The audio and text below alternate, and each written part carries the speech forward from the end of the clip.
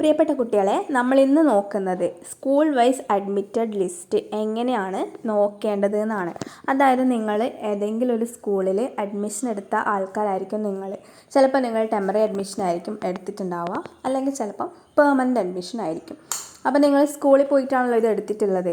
അത് നമ്മളുടെ ഒഫീഷ്യൽ വെബ്സൈറ്റിൽ രേഖപ്പെടുത്തിയിട്ടുണ്ട്. നിങ്ങൾക്ക് അത് നോക്കാൻ വേണ്ടിയിട്ട് പറ്റുന്നതായിരിക്കും. അപ്പോൾ നിങ്ങൾക്ക് ചിലപ്പോൾ ആഗ്രഹം ഉണ്ടാവും, നിങ്ങൾ അഡ്മിഷൻ എടുക്കാൻ വേണ്ടി ഉദ്ദേശിച്ചിട്ടുള്ള സ്കൂൾ ഉണ്ടാവുമല്ലോ, നിങ്ങൾക്ക് ഇന്ന ഓപ്ഷൻ വേണമെന്നൊക്കെ ആഗ്രഹിക്കുന്ന സ്കൂൾ, അല്ലെങ്കിൽ നിങ്ങളുടെ ഫസ്റ്റ് ഓപ്ഷനിലുള്ള സ്കൂളിൽ ഏതൊക്കെ കുട്ടികളാണ് നിലവിൽ അഡ്മിഷൻ എടുത്തിട്ടുള്ളത്, അത് ടെമ്പററി അഡ്മിഷൻ ആണോ അല്ലെങ്കിൽ അവർ പെർമനൻ്റ് അഡ്മിഷൻ ഓൾറെഡി എടുത്തു പോയോ, അതൊക്കെ നിങ്ങൾക്ക് നോക്കാൻ വേണ്ടിയിട്ട് ഈ ഒരു ഓപ്പർച്യൂണിറ്റി വഴി നിങ്ങൾക്കിത് അറിയാൻ വേണ്ടി പറ്റും. അപ്പോൾ നിങ്ങൾ എടുക്കാൻ വേണ്ടി ഉദ്ദേശിക്കുന്ന സ്കൂളിൽ നിങ്ങൾക്ക് കിട്ടാൻ വേണ്ടി സാധ്യതയുണ്ടോ എന്നൊക്കെ അറിയാൻ വേണ്ടിയിട്ട് നിങ്ങൾക്ക് ഈ ഒരു വഴി ഉപയോഗപ്പെടുത്താവുന്നതാണ്. പിന്നെ അതുപോലെ തന്നെ നിങ്ങൾക്ക് ഇപ്പോൾ നിങ്ങൾ അഡ്മിഷൻ എടുത്ത സ്കൂളിൽ നിങ്ങളുടെ അഡ്മിഷൻ വിവരങ്ങൾ കറക്റ്റായിട്ടാണോ രേഖപ്പെടുത്തിയിട്ടുള്ളത്, അതായത് നിങ്ങൾ ടെമ്പററി അഡ്മിഷൻ ആയിട്ടാണോ പെർമനൻ്റ് അഡ്മിഷൻ ആയിട്ടാണോ കൊടുത്തിട്ടുള്ളത് എന്നൊക്കെ ഒന്നും കൂടി ഒന്ന് വെരിഫൈ ചെയ്യാൻ വേണ്ടിയിട്ട് നിങ്ങൾക്ക് ഈ ലിങ്ക് വഴി കയറി നോക്കിയിട്ടുണ്ടെങ്കിൽ പറ്റുന്നതായിരിക്കും. അതായത് ചിലപ്പം ചില കുട്ടികൾ ടെമ്പററി അഡ്മിഷൻ ആയിരിക്കും, ചിലപ്പം മിസ്റ്റേക്സ് വരാമല്ലോ. അതായത് നിങ്ങൾ പെർമനൻ്റ് അഡ്മിഷനാണ് ഉദ്ദേശിച്ചിട്ടുണ്ടാവുക, ചിലപ്പം എന്തെങ്കിലും എററൊക്കെ ഉണ്ട് എന്നാണെങ്കിൽ അത് നോക്കി ഒന്ന് വെരിഫൈ ചെയ്യാനൊക്കെ ഈ ഒരു ഓപ്ഷൻ വഴി പറ്റുന്നതായിരിക്കും. അപ്പോൾ നമുക്ക് എങ്ങനെയാണ് ഈ ലിസ്റ്റ് നോക്കുന്നതെന്ന് ഈ ഒരു വീഡിയോ വഴി കാണാം. അപ്പോൾ നിങ്ങൾ ഗൂഗിളിൽ പോയിട്ട് +1 അഡ്മിഷൻ്റെ ഒഫീഷ്യൽ വെബ്സൈറ്റായ HSCAPൽ കയറാം.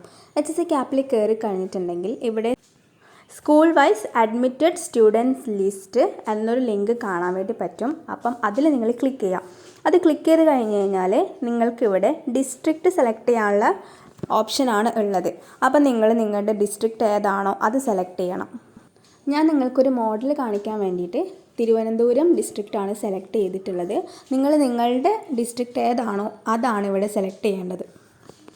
ഡിസ്ട്രിക്റ്റിൻ്റെ ഓപ്ഷൻ ഇവിടെ വന്നിട്ടുണ്ട്. ഞാൻ നിങ്ങൾക്കൊരു മോഡൽ കാണിക്കാൻ വേണ്ടിയിട്ട് തിരുവനന്തപുരം ജില്ലയാണ് ഓപ്റ്റ് ചെയ്തിട്ടുള്ളത്, ഇവിടെ സെലക്ട് ചെയ്തിട്ടുള്ളത്. നിങ്ങൾക്ക് ഏത് ജില്ലയാണോ നിങ്ങൾക്ക് നോക്കേണ്ടത് ആ ജില്ലയാണ് നിങ്ങളിവിടെ സെലക്ട് ചെയ്യേണ്ടത്.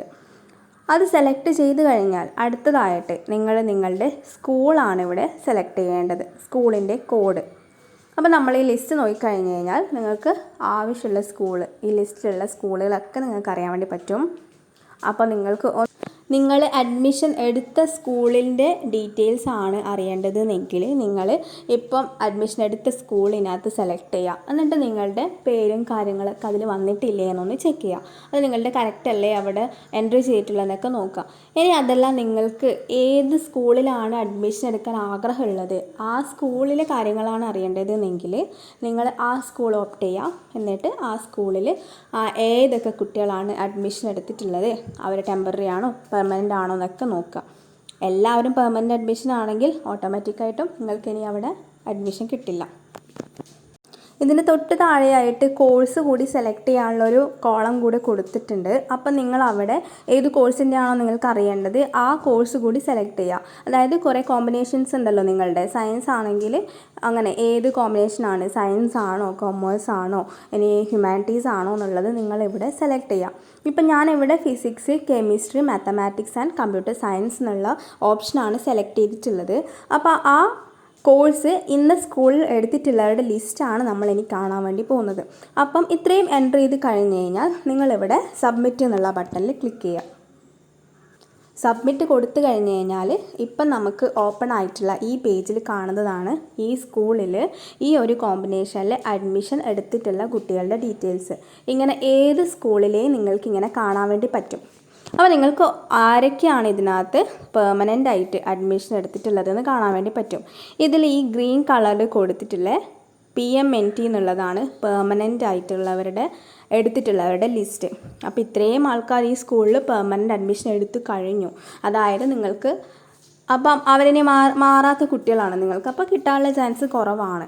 അടുത്തതായിട്ട് നിങ്ങൾക്ക് ആ കോഴ്സ് ഓപ്റ്റ് ചെയ്യാൻ ആഗ്രഹിക്കുന്നവർക്ക് അത് കിട്ടാനുള്ള ചാൻസ് കുറവാണ്.